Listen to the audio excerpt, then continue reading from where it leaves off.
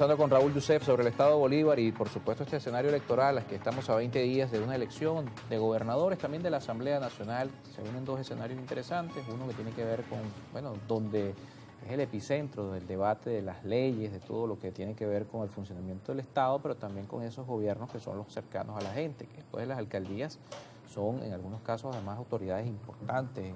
Mientras más se aleja de la capital, mucho más valor adquiere además la figura del gobernador y la representatividad que esto tiene frente a, por supuesto, los poderes del Estado.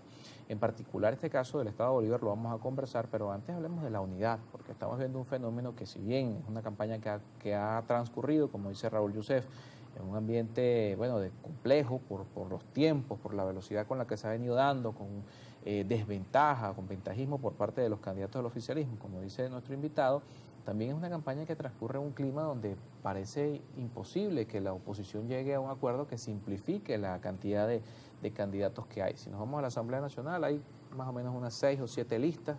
Si nos vamos a los estados, hay 3, 4 candidatos a la gobernación. En el caso de Bolívar, ¿qué esfuerzo se ha hecho para que no ocurra? Porque además Bolívar es uno de esos estados donde en 2021 la división fue un factor fundamental, sí, claro, que llevó un resultado. Raúl Yusef tuviese hoy de gobernadores, fuese gobernador del Estado de Bolívar si no se hubiese dividido la oposición, claro, en 2021. Y hoy estamos viendo división, sí, nuevamente. Pero yo creo que a raíz del 28 de julio, la gente comprendió dónde estaban realmente la verdadera oposición.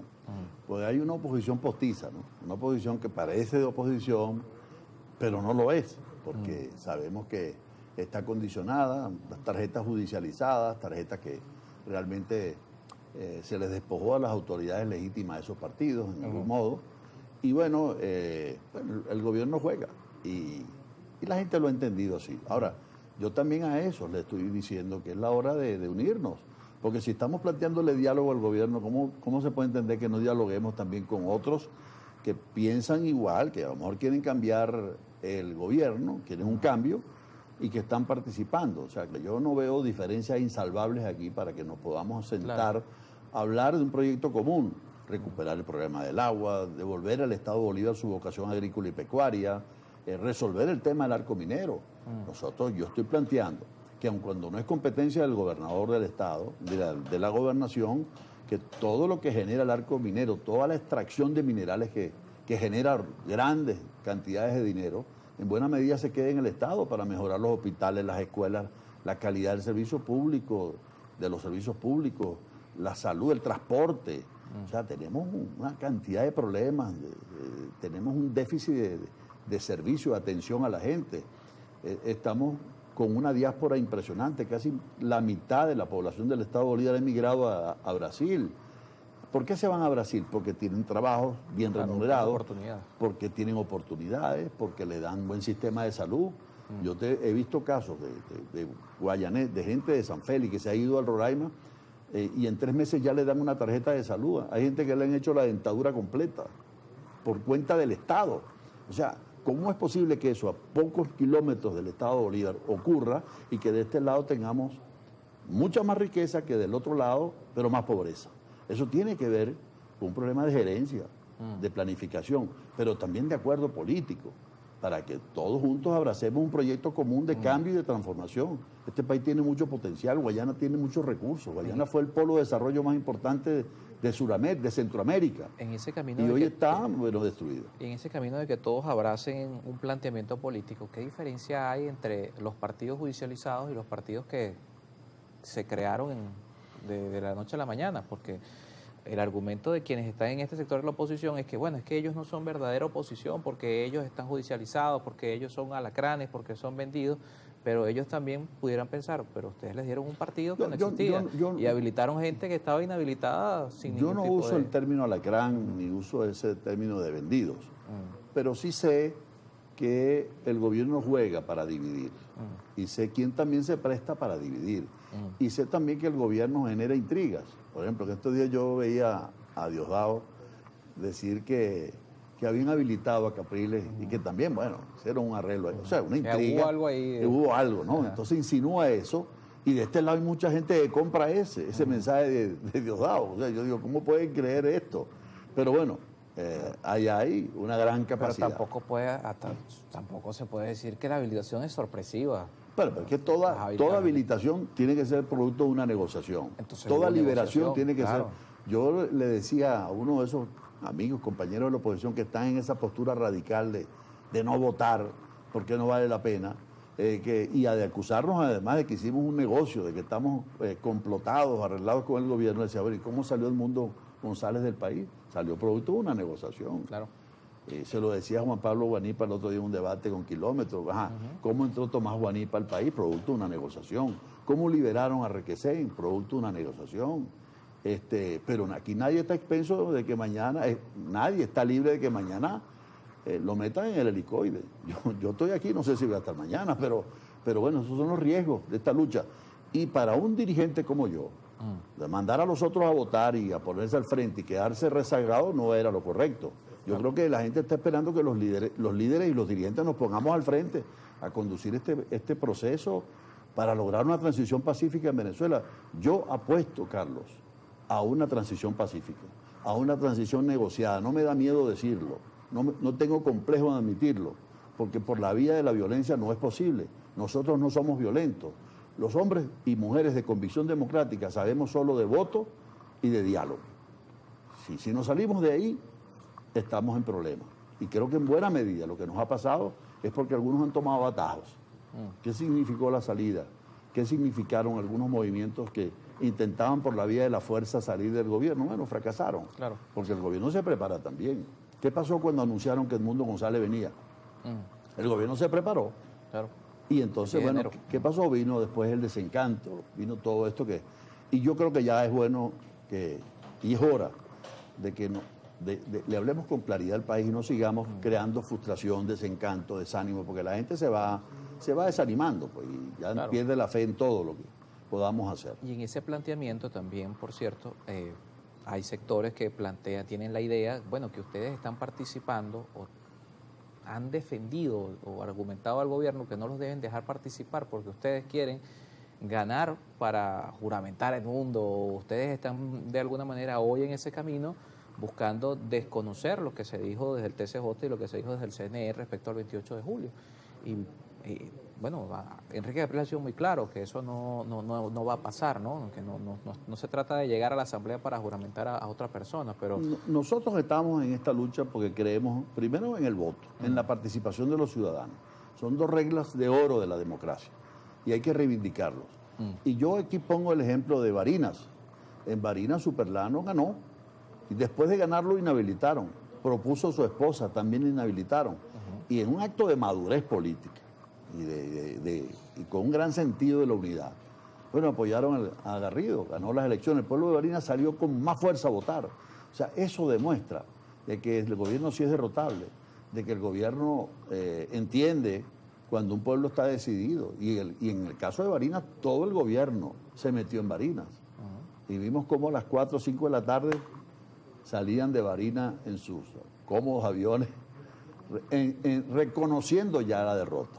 O sea, y hay otra cosa, la gente dice, pero ¿cómo te van a entregar? No van a entregar Bolívar, porque ese es un estado donde el gobierno tiene las minas de oro. Bueno, primero, las minas no dependen de la gobernación del estado. La gobernación tiene competencias muy claras, pero el tema minero, sobre todo los metálicos, dependen del gobierno nacional, del Ministerio para la Minería. La gobernación sí tiene el control sobre las minas no metálicas, cuarzo, granito, arena, esas cosas. Bueno, y eso habrá que explotarlo con racionalidad también, sin impactar el medio ambiente. Pero creo que sí podemos cobrar esta victoria. No estoy asegurándolo, pero voy a trabajar para cobrarla porque yo soy un guerrero y yo soy terco en el tema de insistir, porque quien no apuesta y quien no se esfuerza no logra las cosas. Yo soy un hombre de trabajo, me gusta trabajar, me gusta lograr las cosas con esfuerzo y tengo un sueño por mi estado Bolívar. Yo creo que es un estado con un potencial extraordinario, con una belleza exuberante, con un paisajismo, con tierras fértiles, con agua suficiente para producir. Nosotros podemos ser una potencia productiva, que genere fuentes de trabajo bien remuneradas y que pueda realmente lograr mejores condiciones de vida para nuestra gente en Guayana. Bien, vamos a revisar rápidamente algunos mensajes para nuestro invitado Raúl Yusef. Por acá, saludos para Alexander Rodríguez, también Domingo Vides que nos escribe. ¿Qué opina el entrevistado de que existe un grupo de opositores venezolanos que están creando una campaña de decreto y matrices de opinión muy negativas hacia nuestro país? Esto en su desesperación de alcanzar el poder destruyen la imagen positiva y el talento humano, educativo y cultural de todos los venezolanos. Saludos, Domingo Vides. Bueno, y esto lo hablamos, ¿no? Lo que más o menos planteaba. Manuel Santiago, la oposición venezolana es lo más papaya para el gobierno, siempre los agarra desprevenidos, divididos, luego hacen una campaña de crítica entre ellos mismos y el gobierno no hace las propuestas serias y creíbles. Bueno, el gobierno juega, el gobierno tiene una buena asesoría de La Habana que le ha dado buen resultado, ¿no?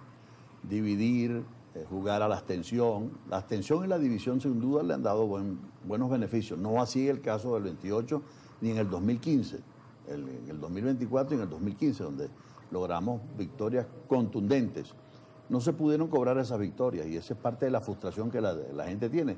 Nosotros tenemos que insistir, y ahora más, porque el gobierno está más débil que nunca.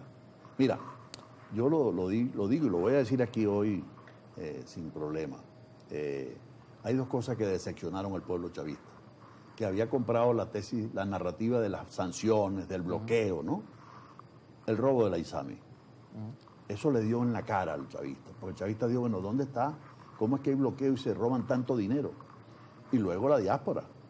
Esos 8 millones de venezolanos que están afuera también le dicen a los suyos aquí, vota, ve a votar, porque si yo no te mando 200, 300 dólares mensuales, tú con esa bolsa de comida no vas a sobrevivir. Claro. Y bueno, todo ese aparataje funcionó.